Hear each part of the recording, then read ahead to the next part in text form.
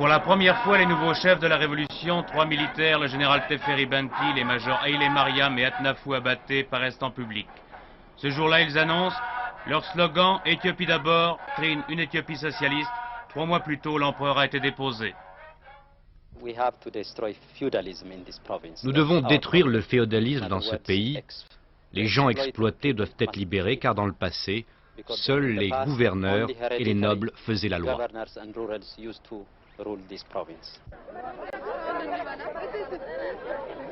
Pendant près de 3 millénaires, ce peuple a vécu dans l'ombre de l'histoire. Pendant 50 ans, ces Éthiopiens n'ont connu que le pouvoir solitaire et autoritaire de l'empereur Haïlé Sélassié et le despotisme d'une poignée de grands féodaux. Dans un pays potentiellement riche, ils sont parmi les plus pauvres du monde. Si la police a conservé les méthodes de l'ancien régime, quelque chose cependant commence à changer. Avant toute chose, les militaires omniprésents veulent éliminer l'ancienne société féodale. Chaque jour, ils mobilisent la foule pour applaudir l'abolition du pouvoir personnel et l'avènement du socialisme. Une révolution qui, par certains côtés, ressemble à 1789, avec la même devise égalitaire, le même espoir démocratique, les mêmes dissensions qui entraînent l'exécution des amis et des ennemis d'hier. Une révolution actuelle, avec un pouvoir militaire autoritaire et l'exaltation orgueilleuse du nationalisme éthiopien. L'une des premières mesures des militaires, l'envoi dans les campagnes de 60 000 étudiants pour propager la philosophie socialiste aux 4 coins de ce pays 2 fois grand comme la France. Je vais enseigner. Enseigner quoi? Les gens qui habitent à la campagne, parce que jusqu'à maintenant ils ne savent rien. Alors il faut leur expliquer tout ce qui s'est passé en Addis. Et pour garder la vie, pour équilibrer la situation d'Addis Ababa et à la campagne. Ah, c'est ça. Vous allez expliquer le socialisme aussi? Oui, oui, le socialisme. Et aussi, il faut expliquer aux jeunes la philosophie d'Éthiopie Tikdem. Qu'est-ce que ça veut dire Éthiopie Tikden exactement? Ça veut dire ça, c'est la fraternité, égalité. Ça veut dire que tout le monde est égal, c'est tout. Mais maintenant, on doit distribuer tout, tout le monde. Tout est éthiopien, tout est parfait, tout doit être égal, c'est tout.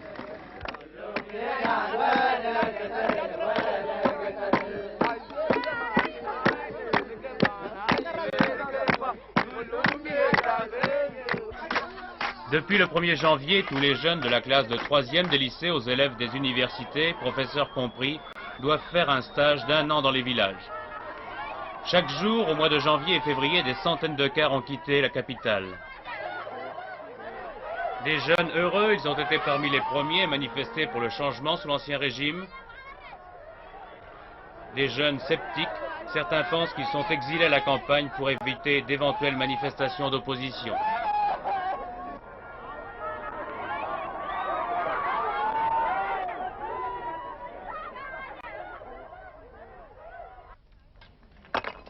Premier travail de ces pionniers du socialisme, aider les paysans. Ici, dans la province du Tigré, des étudiants creusent des puits d'irrigation. 90% des Éthiopiens survivent mal de l'agriculture.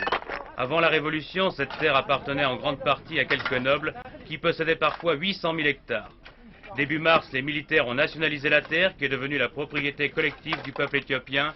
Chaque paysan recevra un lot de 10 hectares au maximum. Une réforme qui n'est pas sans risque dans un pays attaché à la propriété individuelle, mais sans laquelle dans les villages, aucun socialisme éthiopien n'aurait eu de sens. Déjà, les militaires ont nationalisé la majorité des entreprises industrielles et commerciales. Ces réformes, les étudiants ont pour tâche de les expliquer aux paysans plus préoccupés par leurs problèmes quotidiens que par les changements survenus dans la capitale, un rôle de propagandiste entretenu par des militants socialistes. Oui, ce travail a un rapport avec mes études, car je suis étudiant en sociologie et en psychologie, et je pense travailler dans la campagne au plus tard. J'espère que j'aurai des expériences intéressantes. Vous préférez être à la campagne plutôt qu'à l'université? Non, à la campagne. Même si vous perdez une année d'études?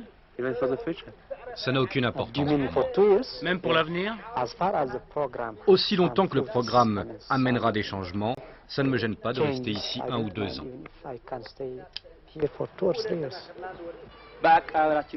Ces images rappellent un certain visage de la Chine maoïste. Les ressemblances historiques et économiques sont nombreuses. Il y aurait ici, dit-on, des conseillers chinois.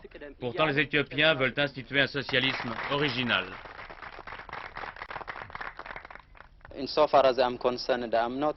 Je ne me préoccupe pas du type de socialisme, du moment qu'il apporte de bonnes choses aux paysans lorsque les plus déshérités ont droit à la parole. Alors là, j'appelle ça le socialisme.